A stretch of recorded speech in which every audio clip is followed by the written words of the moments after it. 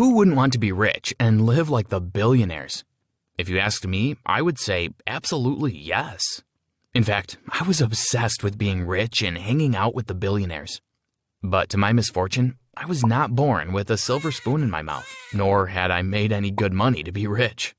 However, that didn't mean I couldn't live my dream or make them come true, because I had a few plans up my sleeve to live like a billionaire and be in the Billionaires Club. But before we move on, like this video, hit that subscribe button and activate the notification bell, and you'll become a billionaire in the future.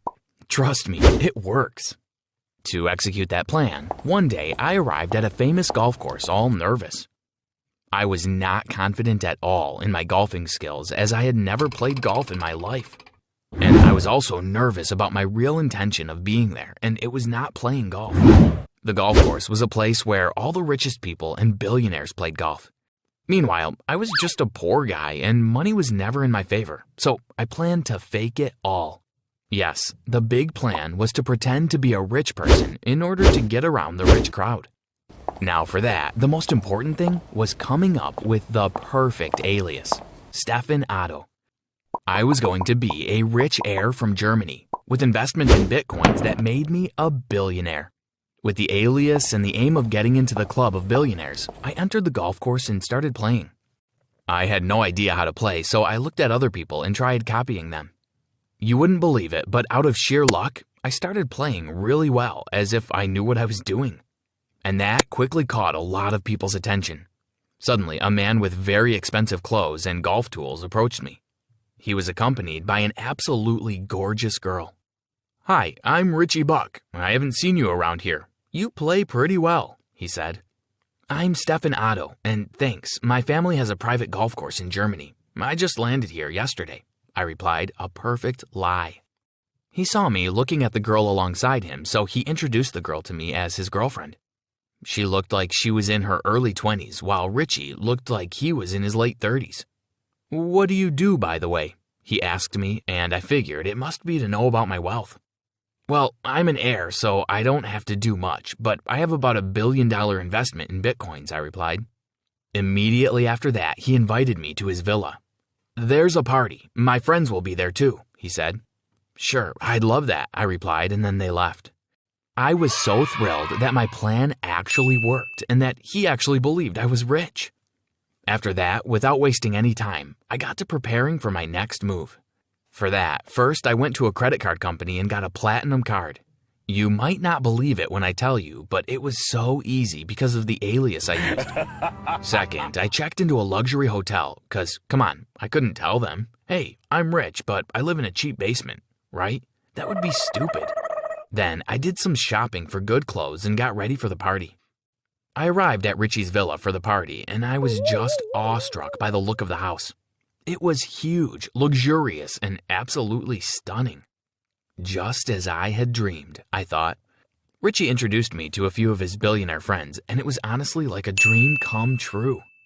"This is our small club," Richie said, "and now you're a member of it too." I was over the moon. Finally, I thought to myself, but tried to act as normal as possible. Then what came next was the celebration. Everyone at the party started drinking and dancing like crazy, except for me. I was afraid that I would get drunk and expose my truth, so I just watched everyone getting drunk, especially Misty, Richie's girlfriend. She got so drunk that she could barely walk, so I got up and helped her to her room. But in the room, something happened that I could never have foreseen. "Stefan, I want to tell you the truth. I like you, not Richie," she said, and went on and even kissed me. I was literally flying because I had never had a chance with any girl before because of my status, of course. And suddenly, a gorgeous goddess had confessed to liking me. I just couldn't resist, so I told her I liked her back. And the next thing you knew, we started dating behind Richie's back. I knew it was a big risk, but it was worth it. I took her to all the fancy places and bought her multiple expensive gifts. I didn't realize, but my credit card was slowly reaching its limit, but I just didn't care. Misty and I would lie to Richie and go on trips far off for 2 days or even 3. At that time, Misty told me all the dirty secrets about the Billionaires Club and the fact that most of their money was made by the wrong means. "Richie and the other guys are not like you. They do bad things to make money, she told me, but I was more focused on enjoying the moments of being a fake billionaire. Along with going on dates with Misty, I was also spending time with the billionaires, from playing golf and going for a swim to attending parties of top celebrities.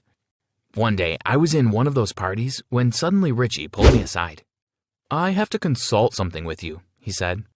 "I suspect Misty is up to something. She's been acting strange recently," he added.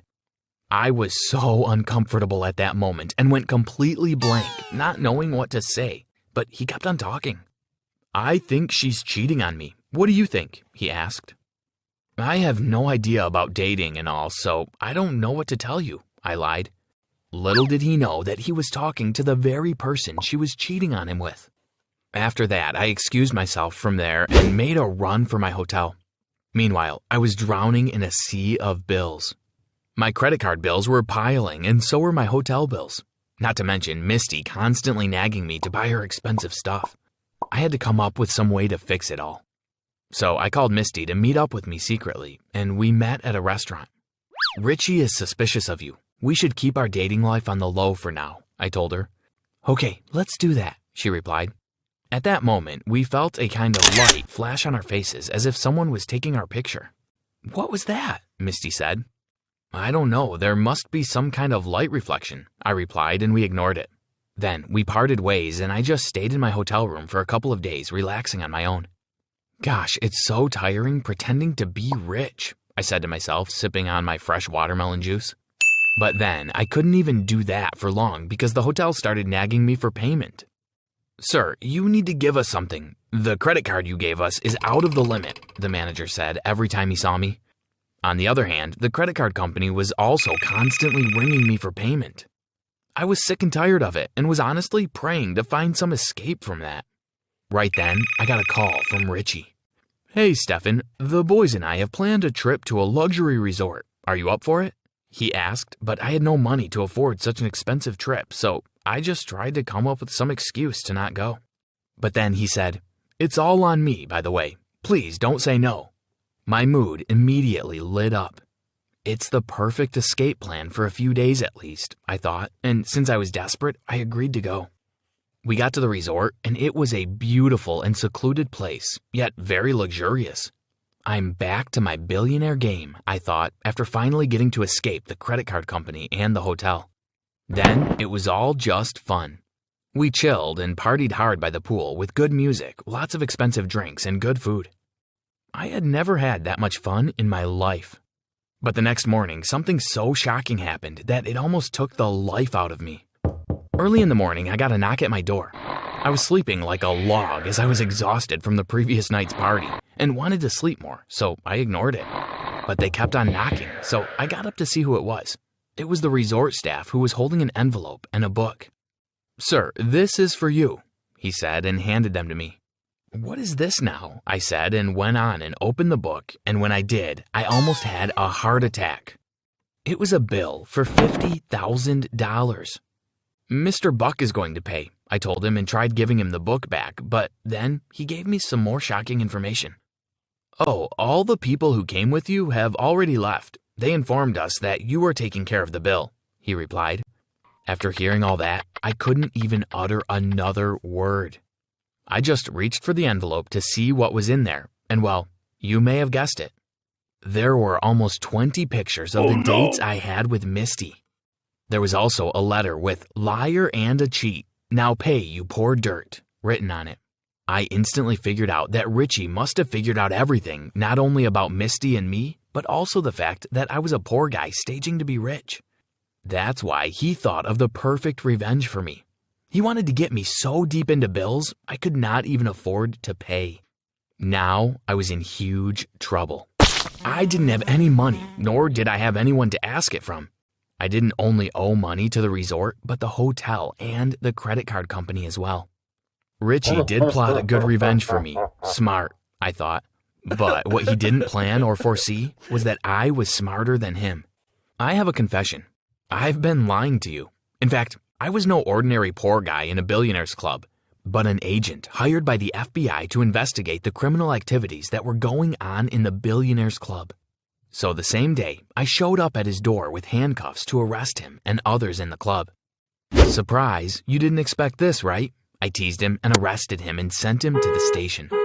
You see, the part I didn't tell you about before is that when they thought I was partying and having fun with them, in reality, I was gathering evidence against them whenever possible. There was a stash of illegal cash in every corner of Richie's house, which I found out during my investigation. And what Misty knew was far more worse, which was enough to put them behind bars for life. She even agreed to testify against them. Now, for Misty, she was hurt when she found out I had lied to her, but still agreed to go out with me. However, somewhere in my heart, I knew that she was going out with me just because she thought I had money. She was attracted to the money and not me, so I had to make things clear to her. Misty, actually I am poor. I don't have much money, I told her. It's fine, she replied at first. But a few days later, just as I had guessed, she ghosted me and left. And that's on being a poor guy in a billionaire's club. Thanks for watching. Who is your favorite billionaire? Let us know in the comments. Don't forget to subscribe and check out other videos on the channel.